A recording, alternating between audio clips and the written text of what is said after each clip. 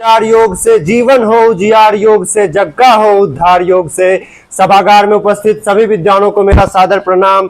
आज मैं जिस विषय पर अपना वक्तव्य रखने आया हूं वह केवल एक भाषण का विषय नहीं है, बल्कि भारतीय ज्ञान की वह पवित्र विरासत है जिसने सिद्धार्थ को बुद्ध बना दिया, वर्धमान को महावीर बना दिया और एक आम मानव को भी महामानव बनाने की ताकत रखती है। स्वामी विवेकानंद जी ने कहा था, योग केवल शरीर को मजबूत करने का साधन नहीं है, बल्कि यह अपनी आत्मा को जगाने की प्रक्रिया है। हमें गर्व होना चाहिए कि हम उस भारत भूमि के वासी हैं जहां महर्षि पतंजलि ने योग सूत्र लिखा, जहां कृष्ण ने गीता में अर्जुन को योग का अद्भुत उपदेश दिया। यह हमारे ऋषियों की देन है जिसने आज अमेरिका से लेकर ऑस्ट्रेलिया तक, अफ्रीका से लेकर यूरोप तक योग के माध्यम से सभी को एक साथ जोड़ दिया है।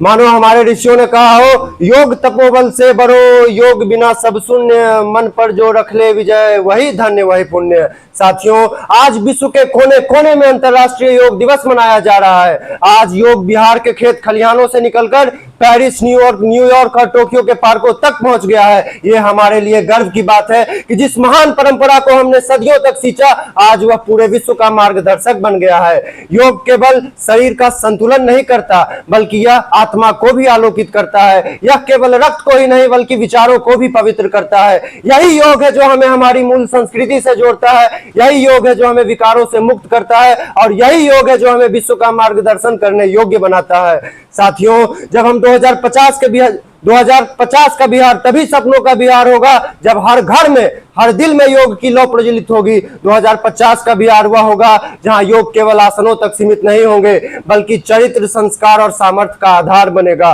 हाथों में हो पुस्तक, सीने में धड़कता स्वाभिमान और माथे पर योग से चमकती प्रखर चेतना की पहचान। ऐसा हो हमारा 2050 का बिहार, ऐसा हो हमारा 2050 का बिहार।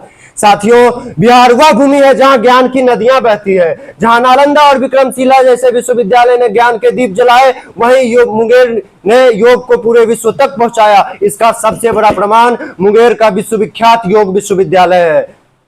मुंगेर की इसी पावन भूमि से योग ने नई करवट ली थी और सन्यासियों की गुफाओं से निकलकर सीधे वैश्विक मंच पे अपना परचम लहराया था। जब हम 2050 के बिहार की कल्पना करते हैं तो उसमें मुंगेर के योग विश्वविद्यालय की एक विशिष्ट भूमिका होगी, जहां से भविष्य के शिक्षक, साधक और योगदूत निकलेंगे जो बिहार को पुनः योग की राजधानी बनाएंगे।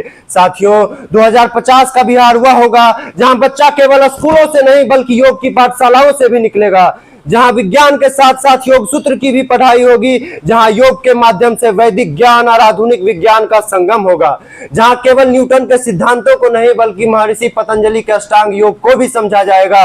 2050 का बिहार हुआ होगा जहां तकनीक और परंपरा साथ साथ चलेगी, जहां आधुनिकता के साथ साथ आध्यात्मिकता भी खड़ी होगी, और जहां मुंगेर, बोधगया और राजगीर जैसे स्थान योग पर्यटन के बड़े केंद्र बन सकते हैं। सरकार यदि योग को शिक्षा, स्वास्थ्य और रोजगार से जोड़ दे तो बिहार योग का एक वैश्विक केंद्र बन सकता है, जहां गांव-गांव योग शिविर लगाए जाएंगे, विद्यालयों में योग अनिवार्य होगा और हर घर में योग की दीपशिखा प्रज्वलित होगी, ताकि 2050 में जब दुनिया भारत की ओर देखे तो सबसे पहला नाम बिहार का है। एक ऐसा बिहार जो ज्ञान का भी केंद्र हो, विज्ञान का भी केंद्र हो और योग का भी केंद्र हो। यह आत्मनिर्भर बिहार की वह तस्वीर होगी जहां रोजगार भी होगा, संस्कृति भी और स्वास्थ्य भी।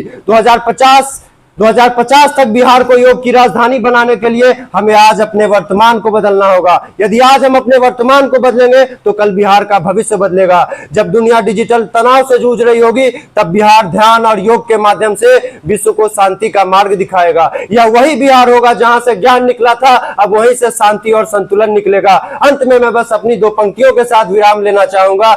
ये मगध धरा है वीरों की, ज्ञान योग की खान, तन में शक्ति मन में भक्ति, यही बिहार की शान। धन्यवाद। जय योग, जय बिहार, जय भारत।